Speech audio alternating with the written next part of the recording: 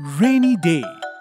पावसाळ्यातला दिवस होता आणि गट्टू चिंकी बाहेर पावसामध्ये खेळत होते. आई घरामध्ये स्वयंपाक करत होती आणि बाबा टीव्ही पाहत होते. पण तेवढ्यात टीव्हीचा सिग्नल जातो. ओहो, पाऊस सुरू झाला नाही तर टीव्हीचा सिग्नल लगेच गेला. तेवढ्यात आई लिव्हिंग रूम मध्ये येते. अहो, हा टीव्ही सोडा आणि बाहेरून गट्टू चिंकीला बोलावून आणा. असेच पावसात खेळत राहिले तर आजारी पडतील. अच्छा अच्छा, ठीक आहे, आत्ता बोलावून आणतो. बाबा गट्टू चिंकीला बोलवायला बाहेर जातात आणि त्यांना म्हणतात, गट्टू चिंकी, खूप भिजलात आता पावसामध्ये, चला आता आतमध्ये चला, नाहीतर आई आपल्याला रागवेल. पण गट्टू चिंकी बाबांचं बोलणं ऐकण्याऐवजी त्यांनाच पावसामध्ये भिजायला घेऊन येतात. बाबा बाबा, या ना, आम्हाला पावसात डान्स करून दाखवा ना, तो चक दुम दुम वाला. हो बाबा, तो नाही का, घोडे जैसी चाल हाथी जैसी तुम. अरे गट्टू चिंकी, मला तर तो डान्स येत नाही, पण इथे पावसात भिजायला खरंच खूप मजा येतेय. बाबा गट्टू चिंकीला घेऊन जाण्याच्या ऐवजी स्वतःच तिथे खेळू लागतात.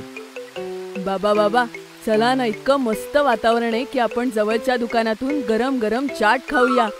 किती मस्त असतात ना. अरे नाही नाही गट्टू बेटा, जर आईला हे कळालं ना तर खूप रागवेल ती. पण बाबा, आईला कळणारच नाही. आपण पटकन जाऊन मस्त चाट खाऊन येऊया. चला ना प्लीज. बाबा, कारने जाऊ, म्हणजे लवकर पोहोचू. अच्छा अच्छा, ठीक आहे, चला. पण आपण लवकर जाऊन पटकन परत येऊ, आईला कळायला नको. मग काय होतं, गट्टू चिंकी आणि बाबा कार मध्ये बसून निघून जातात. पण ज्या रस्त्याला त्यांना जायचं असतं तिथे खूप पाणी भरलेलं असतं. चिंकी बघ ना, इथे तर तळ साचलंय. हो गट्टू, नक्कीच इथे मासे सुद्धा असतील आणि मगर सुद्धा. पण तेवढ्यात बाबांची कार तिथून बाहेर पडताना एका खड्ड्यात अडकते. अरे, खूपच गडबड झाली बाबा, आता आपण काय करायचं? ओहो, असं वाटतंय कार खड्ड्यात अडकलीये. गट्टू चिंकी, तुम्हाला उतरावं लागेल. मग मी गाडीला धक्का मारतो, मग तुम्ही दोघं बसा, ओके? हो बाबा. बाबा गाडीतून उतरतात आणि गाडीला धक्का मारतात. मागून गट्टू चिंकी बाबांना चीअर करत होते.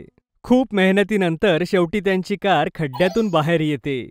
त्यानंतर सगळे पुन्हा कारमध्ये बसतात. बाबा, लवकर चला ना, मला तर चाट खाल्ल्याशिवाय राहवतच नाहीये. अरे हो गट्टू बेटा, आपण आता एका मिनिटातच पोहोचूयात. पण जसे गट्टू चिंकी त्या चाटच्या शॉप जवळ जातात तर बघतात की आज शॉपवाला आलाच नाहीये. हे बघून दोघेही दुःखी होतात.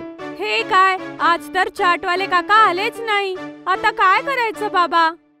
मुलांनो, पावसामुळे कदाचित ते काका गेले असतील. आता आपण काय करू शकतो? आता आपल्याला परत जावं लागेल. आणि तेवढ्यात बाबांचा फोन वाजतो आणि ते पाहून बाबा घाबरतात. अरे, आता काय करायचं?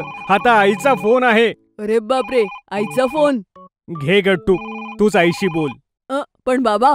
गट्टू काही बोलणार त्या अगोदरच बाबा फोन उचलून गट्टूच्या हातात देतात. Hello hello. हो आई, हॅलो. गट्टू बाळा, कुठे आहात तुम्ही? ते आई, आम्ही बाबांसोबत चाट खायला आलो होतो, पण ते दुकानच बंद होतं, सॉरी. काय, इतक्या पावसात? आणि तुम्ही मला सांगितलंही नाही? आणि तुमच्या सोबत बाबाही आहेत? सॉरी आई, आम्ही लगेच घरी येतो. बाबांना दे बरं जरा फोन. हॅलो. हा, आम्ही आता येतोच आहोत घरी. सॉरी.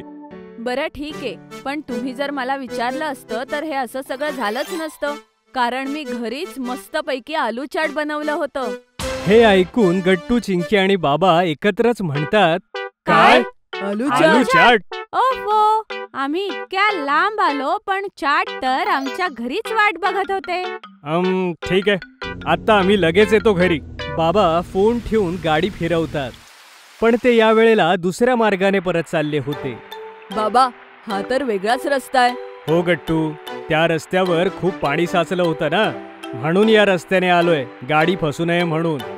पण समोरचं दृश्य बघून गट्टू चिंकी आणि बाबा तिघही हैराण होऊन जातात. पुढे खूप सारा ट्रॅफिक जाम झाला होता आणि बाबांची गाडी सुद्धा ट्रॅफिक जाम मध्ये अडकली होती. अरे देवा, एकीकडे रस्त्यात पाणी साचलं होतं आणि दुसरीकडे हे ट्रॅफिक जाम. या पावसात बाहेर निघून फसलो. एकदम बरोबर गट्टू. आईचं ऐकलं असतं तर परवडलं असतं. मुलांनो, आता आपण काय करू शकतो? पण पुढच्या वेळेस पासून आईचं ऐकायचं. तिचं बरोबर असतं. हो बाबा. अर्धा तास ट्रॅफिक मध्ये अडकल्यानंतर शेवटी गट्टू, चिंकी आणि बाबा ट्रॅफिक मधून बाहेर पडतात आणि घरी पोहोचतात. घरी पोहोचताच आई तिघांचेही स्वागत करते. थांबा, इथे दारातच थांबा. कुठे होते तुम्ही तिघं? इतका वेळ का झाला? कपडे बघा तर तुम्ही, किती घाण झालेत. सॉरी. आई. हे ऐकून आई सुद्धा हसू लागते.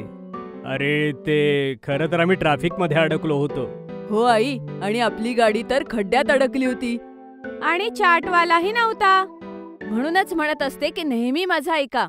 जा, जाऊन तयार व्हा. मग आपण एकत्र मस्त गरमागरम चाट खाऊया. आलू चाटचं नाव ऐकताच सगळे पटापट आंघोळ करून तयार होतात. मग सगळे मिळून थंडगार पावसामध्ये गरमागरम आलू चाटचा आनंद घेतात. जर तुम्हाला आमचे व्हिडिओ आवडत असतील तर लाईक करा, कमेंट करा आणि सबस्क्राईब करा.